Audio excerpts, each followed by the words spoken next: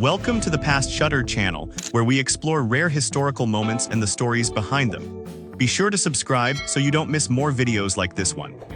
Johnny Carson revealed 25 actresses with the worst hygiene. Number 25. Tallulah Bankhead.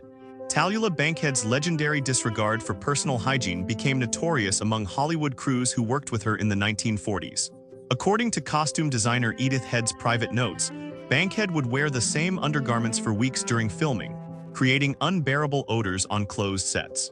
Fellow actors complained to directors about having to perform intimate scenes with the actress, with Head recalling that Bankhead openly bragged about bathing only when she felt like it, sometimes going 10 days without washing during production. Number 24. Joan Crawford. Joan Crawford's obsession with her public image masked a shocking private reality that Johnny Carson reportedly discussed off-camera with close friends. According to her adopted daughter Christina's memoir, Crawford would go days without bathing during depressive episodes, despite her immaculate public appearance. Studio makeup artists at Warner Brothers quietly complained about Crawford's body odor during early morning calls, with one artist anonymously telling a reporter that the star's perfume was often applied to mask days of neglect. Number 23. Bette Davis. Bette Davis's chain-smoking habit created hygiene issues that co-stars found increasingly difficult to tolerate as her career progressed. According to actor Paul Henreid's autobiography, Davis's breath was legendary for all the wrong reasons, with the actress refusing to use mouthwash between takes. Cinematographers on Now Voyager reported that Davis would go entire shooting days without brushing her teeth, with her yellow-stained fingers and constant cigarette smell making romantic scenes particularly challenging for leading men. Number 22. Judy Garland. Judy Garland's struggles with addiction included a devastating decline in personal hygiene during her darkest periods in the 1960s. According to her final husband Mickey Deans, Garland would sometimes go 3 or 4 days without bathing during pill binges, with friends having to physically help her wash. Johnny Carson reportedly mentioned to Ed McMahon that Garland had appeared on the show during a particularly difficult period, with makeup artists using extraordinary amounts of product to mask her unwashed appearance and odor. Number 21. Brigitte Bardot. Brigitte Bardot's French attitudes toward bathing shocked American co-stars who worked with her on Hollywood productions in the late 1950s. According to actor Stephen Boyd, Bardot considered daily bathing unnecessary and unhealthy, following the European tradition of washing less frequently. American crew members on her films complained about her natural body odor, with Bardot reportedly responding that Americans were obsessed with being sterile and refusing to change her habits. Number 20. Shelley Winters. Shelley Winters' personal habits became increasingly problematic as she gained weight and struggled with depression in her later career. According to director George Stevens' production notes, Winters would arrive on set wearing the same clothes multiple days in a row, with noticeable hygiene issues. Co-star Elizabeth Taylor privately complained to Stevens that Winters smelled like she'd been sleeping in her car, with costume departments having to quietly clean and air out her wardrobe between scenes. Number 19. Veronica Lake. Veronica Lake's alcoholism led to a dramatic decline in her personal care during the final years of her career at Paramount. According to her autobiography, Lake would pass out in her clothes and wake up wearing the same outfit for days, rarely bathing during drinking binges.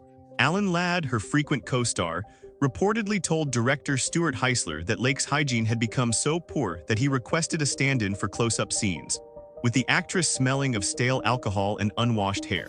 Number 18. Susan Hayward. Susan Hayward's chain-smoking and drinking created hygiene issues that intensified during the production of her later films. According to hairstylist Carrie White, Hayward would go days without washing her famous red hair, with the accumulated smoke smell becoming overwhelming in enclosed spaces. Director Robert Wise reportedly had to mandate daily hair washing during I Want to Live, after crew members complained about the odor during close camera work.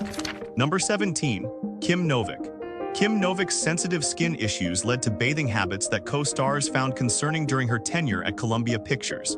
According to actor William Holden's private letters, Novak would avoid bathing for extended periods, claiming her dermatologist had advised against frequent washing.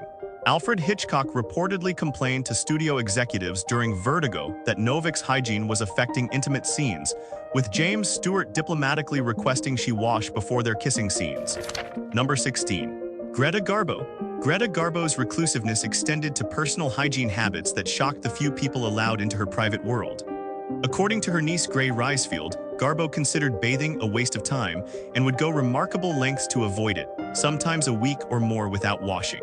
Friends who visited her New York apartment in later years reported a musty smell, with Garbo's legendary line, "I want to be alone," partly motivated by not wanting people close enough to notice her hygiene neglect. Number 15. Ava Gardner.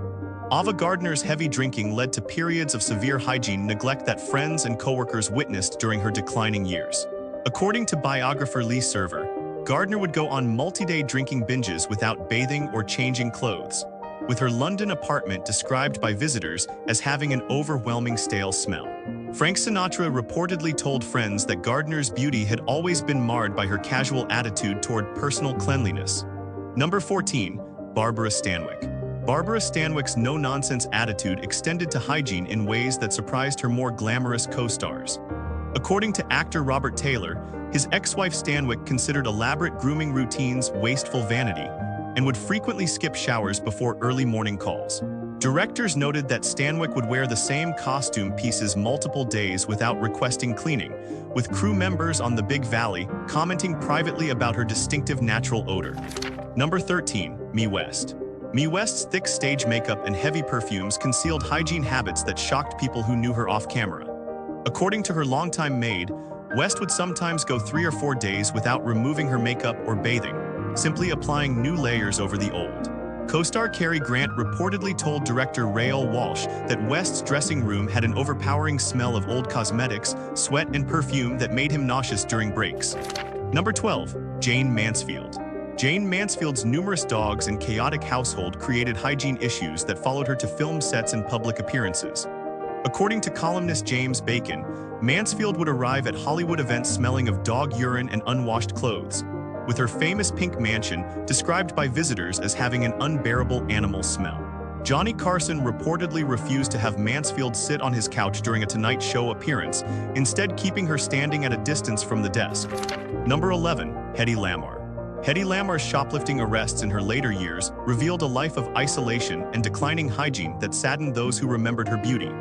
According to police reports from her 1966 arrest, officers noted Lamarr had an extremely strong body odor and appeared not to have bathed in many days.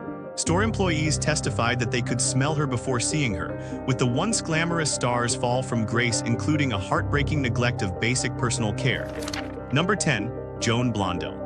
Joan Blondell's casual attitude toward hygiene became more pronounced as her career shifted from leading lady to character actress.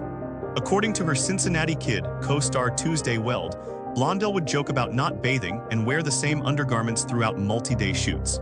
Director Norman Jewison reportedly had to speak with Blondell about complaints from other actors, with the veteran actress laughing it off as Hollywood's ridiculous obsession with being squeaky clean.